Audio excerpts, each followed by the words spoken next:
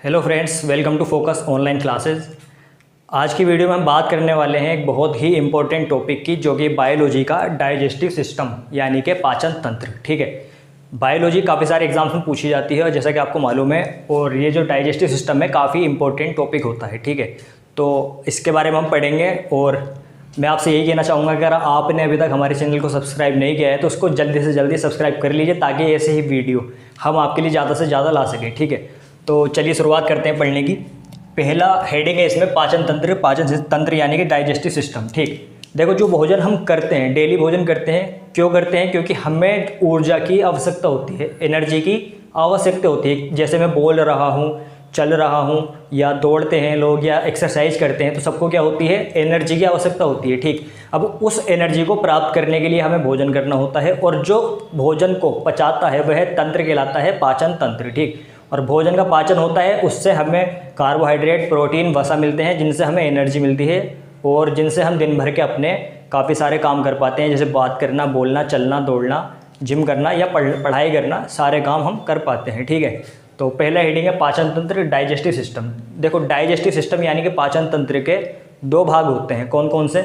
एक तो होता है आहार नाल और एक होता है पाचक ग्रंथि। ठीक, आहार नाल जो होती है, इसकी लंबाई लगभग 33 फीट मानी जाती है। 33 फीट होती है। ठीक है, लगभग 11 से 12 मीटर। ठीक है, 11 से 12 मीटर इसकी लंबाई होती है। ये कहाँ से स्टार्ट होती है?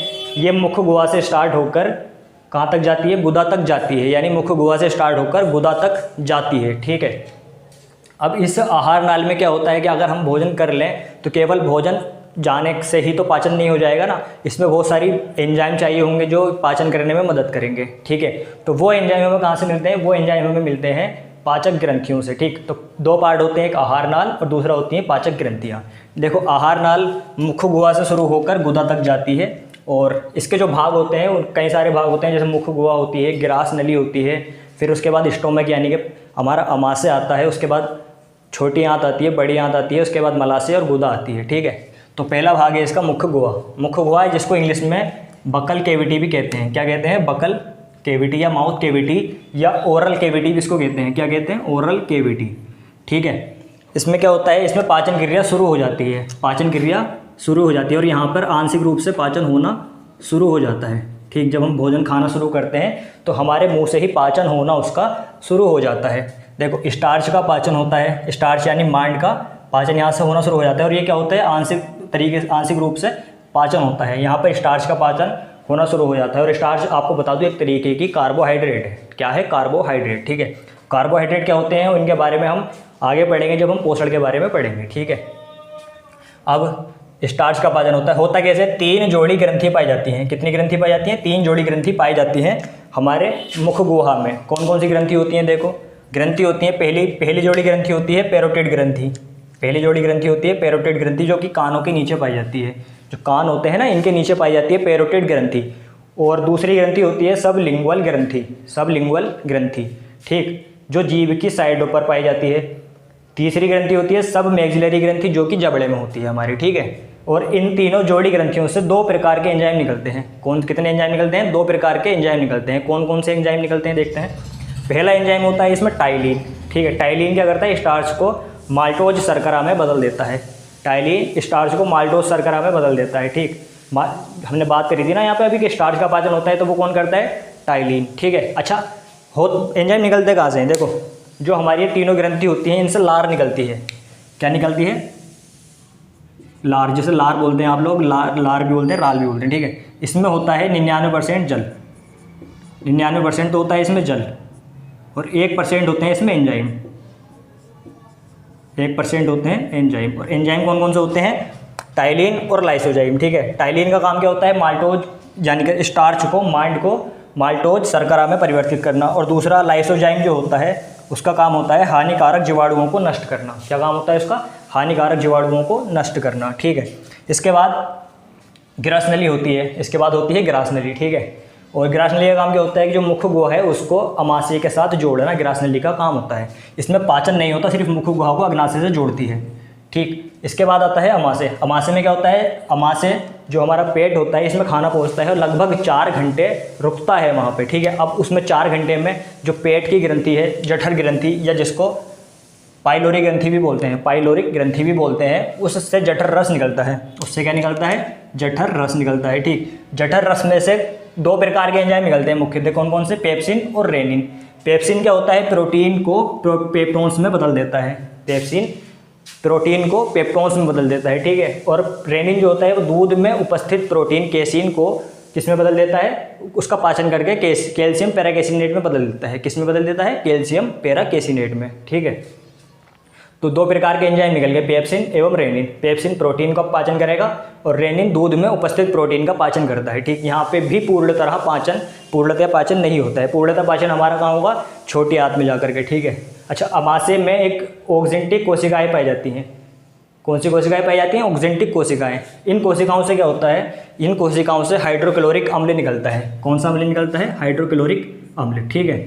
हाइड्रोक्लोरिक अम्ल क्या करता है, जो भोजन के साथ आए हुए जीवाणुओं को नष्ट करता है। जो जीवाणु भोजन के साथ आ जाते हैं उनको क्या करता है, नष्ट करता है। कौन, हाइड्रोक्लोरिक अम्ल, ठीक है। और क्या काम करता है, ये भोजन के माध्यम को अम्लीय बना देता है। भोजन के माध्यम को अम्लीय बना देता है ताकि जो एंजाइम है वो अच्छे से कार्य कर सके, ठीक है। तो अब हमारे पेट में यानी कि भोजन पहुंच चुका, उसको अम्लीय माध्यम में कन्वर्ट कर दिया किसने, HCl ने, ठीक है। अब HCl एंजाइम की क्रिया को तीव्र कर देता है।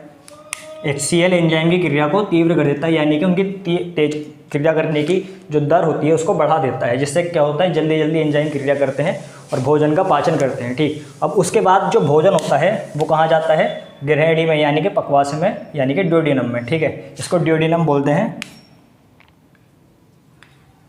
ठीक। तो गृहिणी पक्वाशय, इसमें ड्यूडेनम, ठीक है। अब इसमें पित्त रस आकर मिलता है। कौन सा रस आकर के मिलता है, पित्त रस। पित्त रस जो कि भोजन के माध्यम को क्षारीय बना देता है। देखो अभी हमने जो पढ़ना, यानी कि जो हमने पढ़ा, HCl भोजन के माध्यम को क्या कर देता है, अम्लीय बना देता है। अब आगे मिल गया इसमें पित्त रस। अब देखो पित्त रस जो होता है वो कहाँ से निकलता है, तो पित्त रस जो होता है वो लीवर से निकलता है। कहाँ से निकलता है पित्त रस,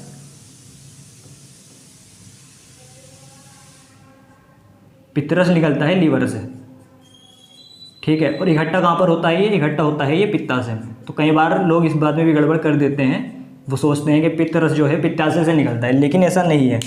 पित्ताशय से नहीं निकलता है पित्त रस निकलता है लीवर से। और कहाँ पर इकट्ठा होता है, पित्ताशय में, ठीक है। उसके बाद अग्नाशय रस निकलता है, कहाँ से, अग्नाशय से। अग्नाशय रस निकलता है और इसमें आकर के मिल जाता है।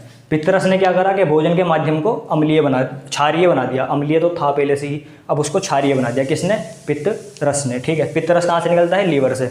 और कहाँ इकट्ठा होता है, पित्ताशय में। और पित्ताशय से इसके अलावा निकलता है अग्नाशय रस, कहाँ से, अग्नाशय से, ठीक है। अग्नाशय रस कहाँ से निकलता है, अग्नाशय से।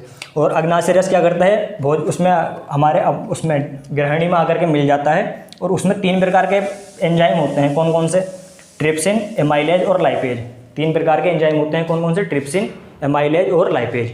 ट्रिप्सिन क्या करता है, प्रोटीन को पूर्णतः पाचन करके उनका अमीनो अम्ल में बदल देता है। किस में बदल देता है, प्रोटीन का पूर्णतः पाचन करके अमीनो अम्ल में बदल देता है। इसके बाद एमाइलेज होता है। एमाइलेज क्या करता है, कार्बोहाइड्रेट का पूर्णतः पाचन कर देता है और घुलनशील शर्करा में बदल देता है। किस में बदल देता है, घुलनशील शर्करा में बदल देता है, ठीक है। इसके बाद होता है लाइपेज। लाइपेज क्या करता है, वसा को वसीय अम्ल में बदल देता है और ग्लिसरॉल में बदल देता है, ताकि हमारी बॉडी में उसका यूज हो सके, ठीक है। तो 3 एंजाइम निकलते हैं, कहाँ से, अग्नाशय रस से, ठीक है।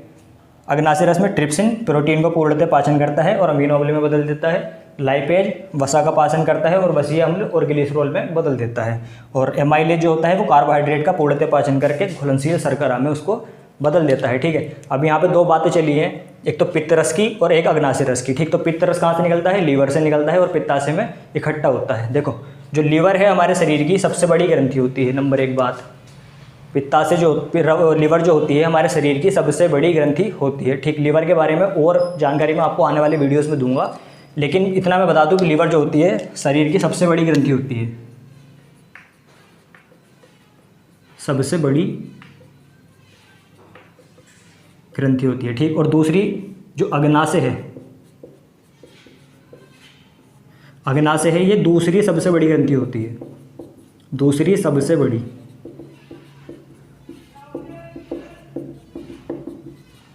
ठीक, दो ग्रंथि होती हैं, एक तो पहली सबसे बड़ी ग्रंथि लीवर और दूसरी सबसे बड़ी ग्रंथि अग्नाशय। ठीक है, दोनों को क्या किस में भाग लेती हैं? पाचन तंत्र में भाग लेती हैं, पाचन की क्रिया में भाग लेती हैं। ठीक, और सबसे छोटी ग्रंथि होती है पिट्यूटरी ग्लैंड, जो कि हमारे मस्तिष्क में पाई जाती है, जिसको पीयूष ग्रंथि भी बोलते हैं और मास्टर ग्रंथि भी बोलते हैं। ठीक है, तो आज के वीडियो में हम इतना ही रखेंगे। और जैसा कि मैंने आपको बताया, एक बार मैं आपको रिवाइज करा देता हूँ। देखो, पाचन तंत्र के दो भाग होते हैं, आहार नाल यानी कि एलिमेंट्री कैनाल, जिसकी लंबाई लगभग 33 फीट या 11 से 12 मीटर होती है।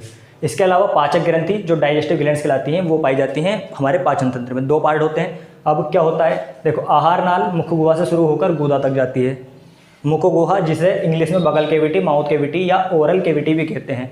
मुख गुहा से पाचन शुरू होता है, आंशिक रूप से यहाँ पर पाचन होता है और स्टार्च का पाचन होता है यहाँ पर। ठीक है, और 3 जोड़ी ग्रंथि पाई जाती हैं जिनसे लार निकलती है, जिसमें 99% जल होता है और 1% एंजाइम होते हैं। ठीक, कौन कौन सी ग्रंथि होती है? पैरोटिड ग्रंथि जो कानों के नीचे होती है, सबलिंगुअल ग्रंथि जो जीभ की साइडों पर होती है, सबमैक्सिलरी ग्रंथि जो जबड़े में होती है, और इन तीनों जोड़ी ग्रंथियों से निकलने वाले एंजाइम 2 प्रकार के हैं। कितने प्रकार के हैं? 2 प्रकार के। कौन कौन से?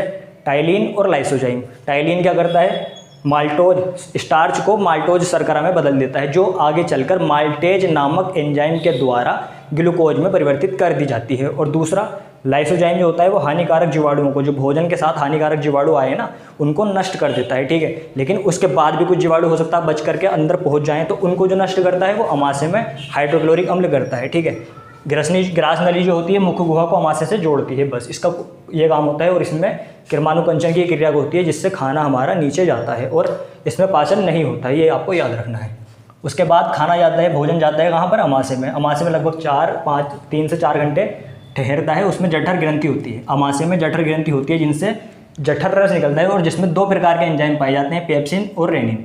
पेप्सिन प्रोटीन को पेप्टोन्स में बदल देता है और रेनिन दूध में उपस्थित प्रोटीन केसिन को कैल्शियम पैराकेसिनेट में बदल देता है, यानी कि प्रोटीन केसिन का पाचन कर देता है दूध की, कौन? रेनिन। ठीक है, इसके बाद अमाशय की ऑक्जेंटिक कोशिकाओं से HCl अम्ल निकलता है, हाइड्रोक्लोरिक अम्ल निकलता है, जो हमारे भोजन के माध्यम को अम्लीय बना देता है और जीवाणुओं को नष्ट कर देता है, जो भोजन के साथ हानिकारक जीवाणु आए। ठीक, उनके अलावा जो अमाशय में एक हाइड्रोक्लोरिक अम्ल निकला है, वो क्या करता है? एंजाइम की क्रिया को तीव्र कर देता है। ठीक, उसके बाद भोजन पहुंचता है ग्रहणी में, पकवासी में या ड्यूडेनम में। ठीक, जिसमें पित्तरस आकर मिलता है और अग्नाशय रस आकर मिलता है। पित्तरस क्या करता है कि भोजन के माध्यम को क्षारीय बना देता है, जो कि HCl ने अम्लीय बनाया था। और उसके बाद जो अग्नाशय रस आकर के मिला है, वो भोजन का पाचन करता है, जिसमें 3 प्रकार के एंजाइम पाए जाते हैं। कौन कौन से? ट्रिप्सिन, एमाइलेज और लाइपेज।